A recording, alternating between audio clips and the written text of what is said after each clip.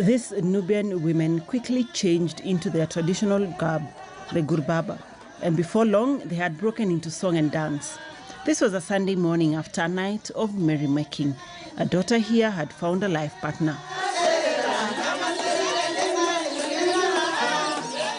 Gelled seamlessly into this group of women is one of their own daughters, one who had defied all odds to make it to the pinnacle of her career as a doctor. And on Doctor's Diary, growing up here in Kibra among the Nubian communities, the girl child only needed to be educated enough to get married. But fast forward to 55 years later, and Dr. Asha Mohamed is at the helm of the Kenya Red Cross Society.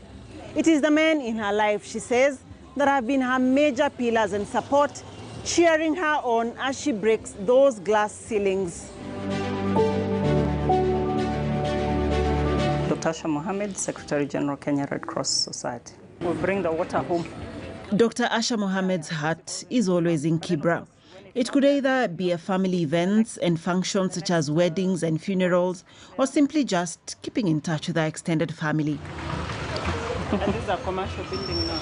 Yes. So part of I met her one Sunday morning as she was preparing to attend several events and check on her kin in different parts of Kibra. My biggest bond, I would say, is family. And that's why it's so hard to stay away from Kibra. So hard. Yes, no, it's so hard. It's really so hard to stay away. I remember, my now maternal grandma used to even ask us, why did you guys move out of Kibra? Because it's almost like every day you're here. So you might as well have stayed here. So I think the bond is so strong from the immediate family, but also the extended family. So every weekend there are things happening in the community, and it's like if you miss, you feel like, I've missed something. I need to be there. Born as the first child, life in Kibra then, as is now among the Nubian community, was communal. The child belonged to everyone in the community, and for 13 years of her life, Dr. Asha Mohamed did not know that the woman she called mom was not her biological mother, but her grandmother, her mother's aunt, who had no children of her own. The way we lived together, and even the way she brought me up, is that was never a discussion, and there was nothing that I would say I lacked with her that could have triggered me to think that she wasn't my mother. Even the neighbors would call her Mama Asha. So, it was obvious then that she must be my mom. And everywhere we went, that's how people, referred to her, and they would look at me and they met me and they would say, oh, actually they used to call me Asha Apsa, because her name was Apsa. So that's how it was. But when I was 13, I used to come to Madrasa. Actually, from Langata, we would walk all the way back to Kibra every Saturday and Sunday to come to the Madrasa. There was a bit of a shortcut where now there's a high-rise estate that has been built. So we used to use that road every morning and evening. So coming from Madrasa one day, walking back home to Langata, I met some women, some Nubian women, and I said hello to them. And then they looked at me. After I passed, I heard one of them saying that, oh, this is the child of so-and-so who is living or is being brought up by so-and-so living in Langata. Then I'm like, hold on, what is this really? So I went back home, but I also didn't have the courage to ask, because I thought, it would sound very ungrateful. Where am I coming with this question? But it didn't leave me, and somehow I just started to put things together. My mother actually used to come home quite often, but I never thought she was my mother. Today, maybe I can say we resembled a bit, but she was darker. But I even never saw that resemblance. And even when she used to come home, she would really not interact with me that closely. So she would always be at a distance. And later on, of course, when we had conversations with her later on, and I was like, why, how come? First of all, you gave me away that early. Secondly, even when you would come home and you would see me, you would not even give a hint that you were my mother. And she was like, yeah, It's difficult to explain to you why I did it, but I had no choice, so I did it. And once I did it, I also had to respect that she had taken you up, and she was giving you also everything that she could have given you, and maybe there wasn't any reason for her to make her feel like she wasn't enough for me. And so as much as it pained her and as much as she wanted to, she would not really do it. So slowly, I think we got close. We also started to interact. And then I think naturally, even for my grandmother, I don't know how it happened for her, but it's like it just became something that we all accepted and we all knew.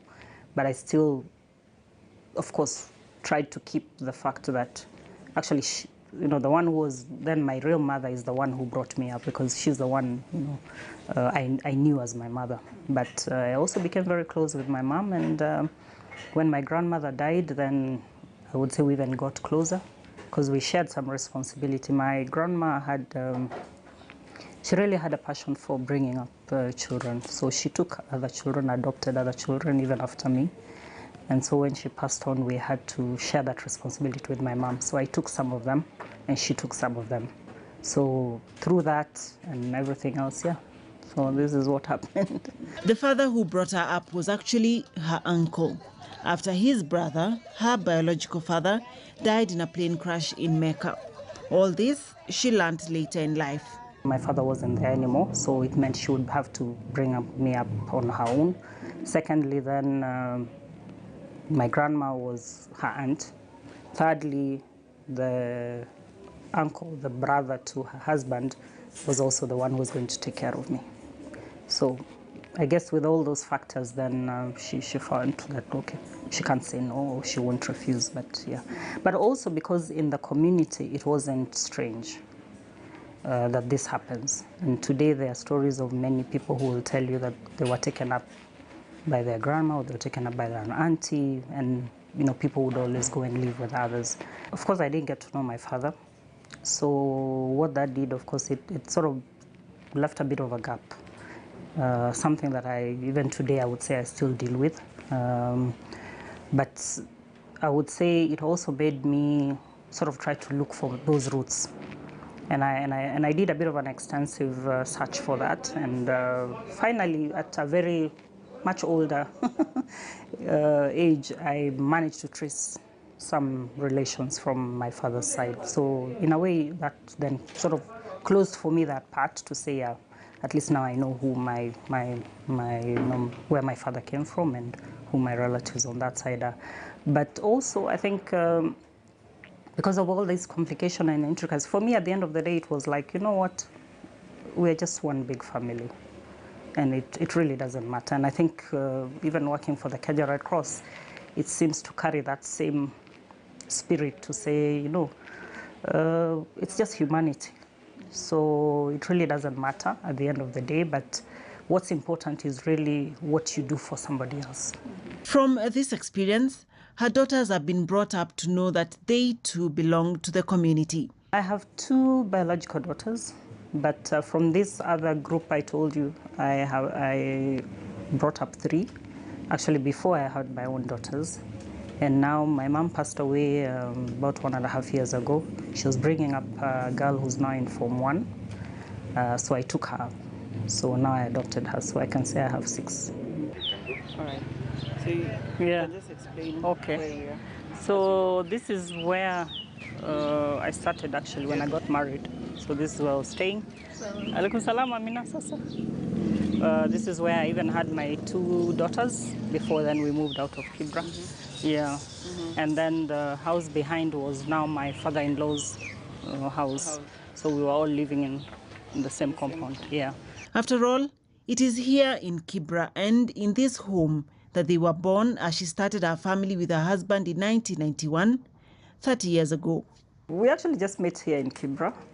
He comes from the same community, and we'll see where he comes from. So in the process, of course, interacting as young people, that's how we met. But I actually met him through an uncle of mine. They were very good friends. So they would be together most of the time. So, of course, getting into contact with my uncle. Of course, then that's how we met. But this after she narrowly escaped being married off to a Yemeni businessman. I think that was very traumatizing, and to date, I keep thinking about it. And every time I hear that a girl has been married off, these early marriage stories, I really feel it. What was the circumstance? What was the story around that? This was just a businessman who was doing a lot of business in this community, and my grandma was a very good customer. She was buying a lot of things from him, nice Yemeni clothes and bed sheets and all this. And now, of course, he came home and he saw, well, there's this young lady here, and then Hash was like, no, she's finishing school in a few years. That was when I was going to do my standard 7. And then the trigger really was that now, after what gave her even maybe a stronger push was there was a problem in my primary school. They used to do this shading of the code of the secondary school you've selected. So I'd wanted to go to Limuru Girls. I don't know what happened. They shaded maybe some of the numbers wrongly, and it ended up being actually a Starehe boys code. So I was the best student in my school, and everybody got their calling letters, and I wasn't getting. So even the headmistress was concerned, how come? Then they went to check the ministry, and then they realized that actually I had been picked at Starehe. So I would have been actually the first Starehe girls at that time. And so now it became an issue because now, so what happens next? And that's when she was like, what happens next? This is maybe God's way of just saying, it's enough. 97 is enough. But my father was the one who was like, no, she can't be the best student in her school and then we say it's enough, she gets married. No, she won't. He asked me, do you want to continue with school? I said, yes. He said, okay, so we'll find a way. So we had to go to the Ministry of Education. We had a neighbor who was working there, so he took us there. We had a lot of follow-up. Finally, then I was given a choice, and I was told, you can still go to Limuru Girls if you want, or you can go to Nairobi Girls. Then my father jumped, and he was like, no, Nairobi Girls, because it's nearer. We can be checking on her, we can be watching her, and all that. So that's how I ended up going to school there. And escaped the early marriage. Yeah. So you'd be in Yemen right now? Actually, I keep telling my daughters, and they say I'm traumatizing them with this story because I say, either would have been in Yemen there displaced, or maybe would have been in Europe as refugees. Then they say, no, we wouldn't be there because then we would not be your daughters because we would have been born of a different father.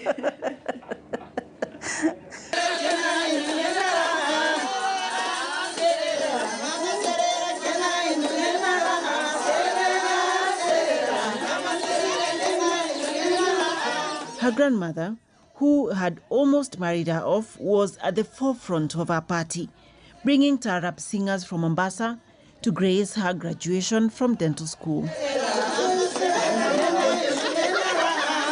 Her firm foundation in religion and belief in Allah has her content in life.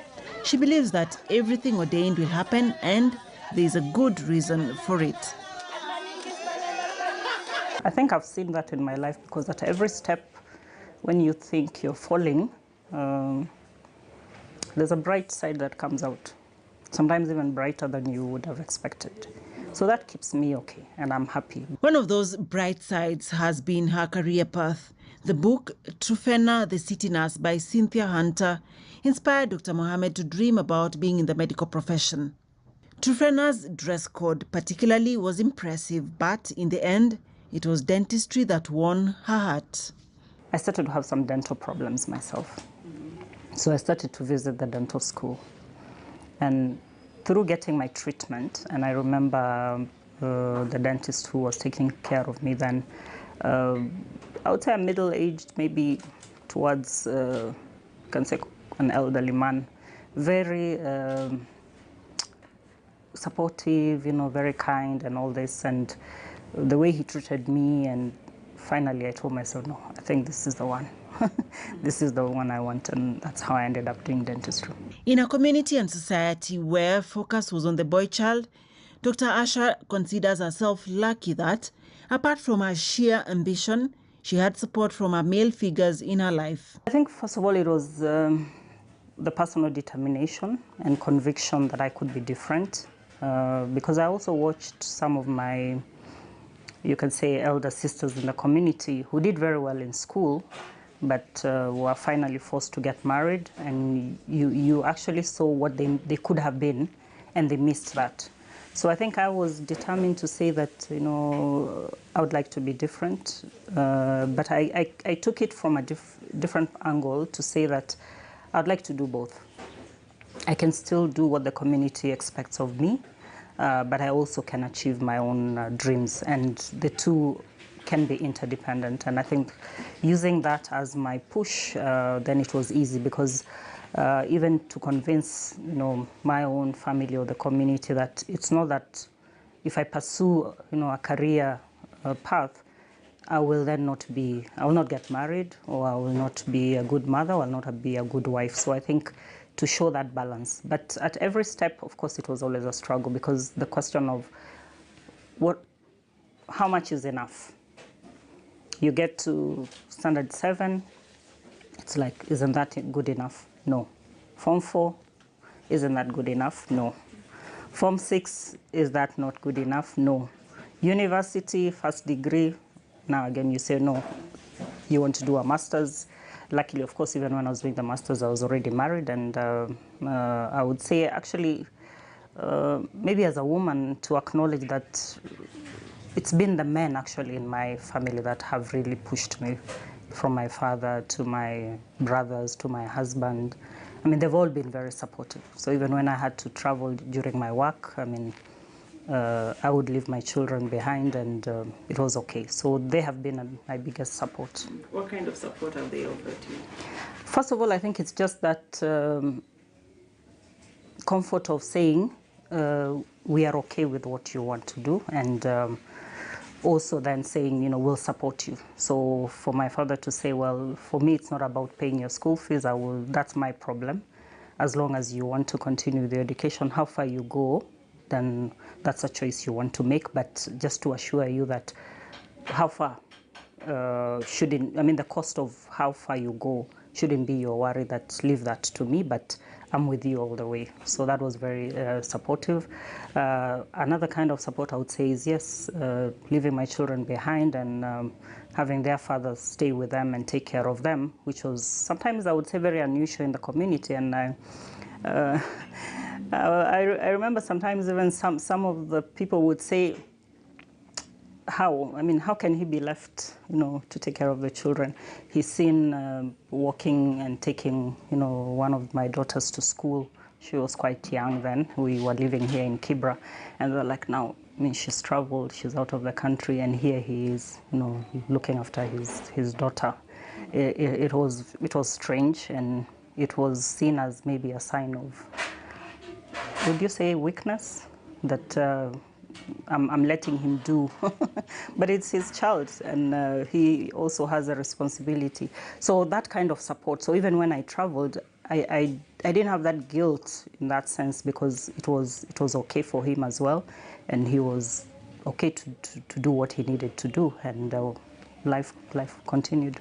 As one of the most prominent daughters and professionals from Kibra, she has been a part of mentoring the next generation of boys and girls from the Nubian community. Education seemed to be the big issue for us at that point. That even for the boy child, as much as they would go to school, there wasn't a lot of push, because then the community would not really push the child. They would take them to school, pay school fees, that's fine. But trying to give them that support, to say this is important and we need to take you to the next level, was missing. So it was really about individuals and how you would you'd push yourself and how committed you would be to get to where you wanted to be. So we felt, well, as professionals coming from this community, maybe that's where we can start. And so for us, the main issue was education. So promoting excellence, supporting mentorship, coaching, even looking for bursaries for those that cannot afford to pay, like maybe when now they need to go to the university and they're not able to afford. So that's how we started. And then out of that, we have an annual event where we award our best students from Standard 8 and also from Form 4. Then with time, then the ones that were in the university then also now started coming together, and that's how they formed the Nubian University Students Organization. So it's actually a child of the Haiba Foundation. So when they graduate, they actually move into the bigger organization. Her journey, as she had envisioned it, has been academically successful, with every step of the way preparing her and her path into the next. I started, of course, my nursery school and primary in Mbagathi. So there was what is now called Anderson. I think there's a health center in that place. That was the nursery school where I went. And then I started my primary in Mbagathi Primary. And then in around, I think, class 3, I moved to Langata. Because as a family, although we had this home, we also got another home in Langata. And that's where we moved to live there. So I moved to Langata West Primary. And that's where I did my standard 7. From there, I went to Moi Nairobi Girls. Then it was Nairobi Girls from Form 1 to Form 6. Then I joined University of Nairobi, dental school in particular. And then I started working with the ministry when I graduated. And then after a few years, I felt the clinic wasn't really my place. And I think in the midst of that, of course, I was a member of the Kenya Medical Women Association and some other, voluntary organizations.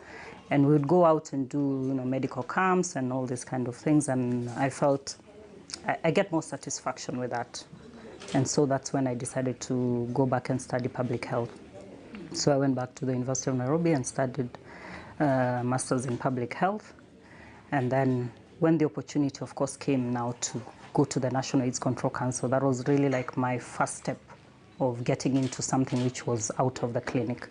Although even with the ministry, before I moved to the National AIDS Control Council, then I found myself actually not in the clinic for too long, because now I got more into the administration. So worked in the Nairobi office, provincial medical office, doing a lot of, the public health kind of issues. And then Afya House. I was also in Afya House for a few years before now I moved to the National AIDS Control Council.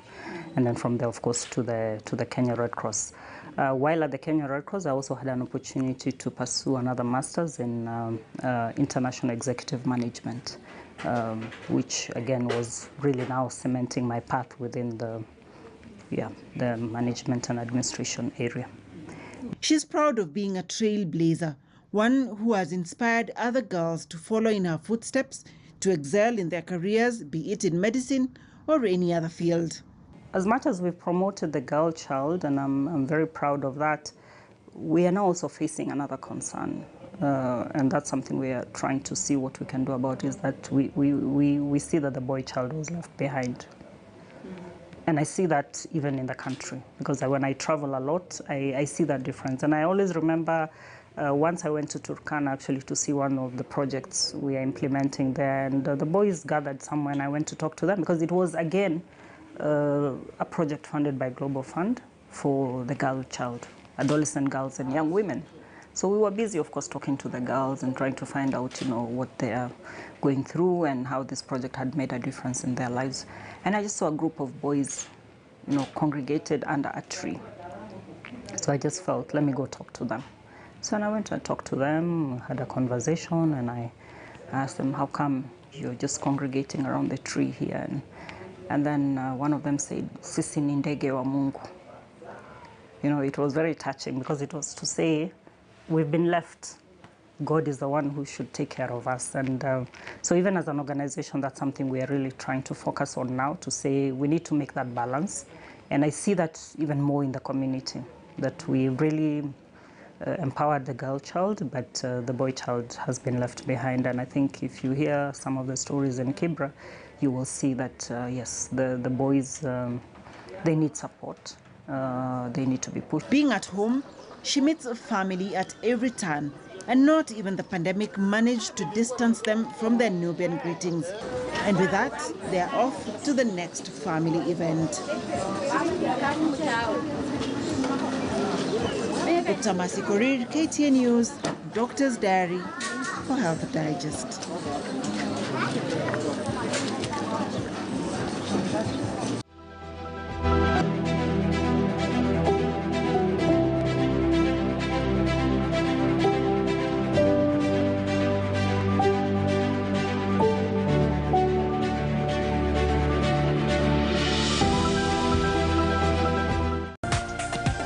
This is KTN News.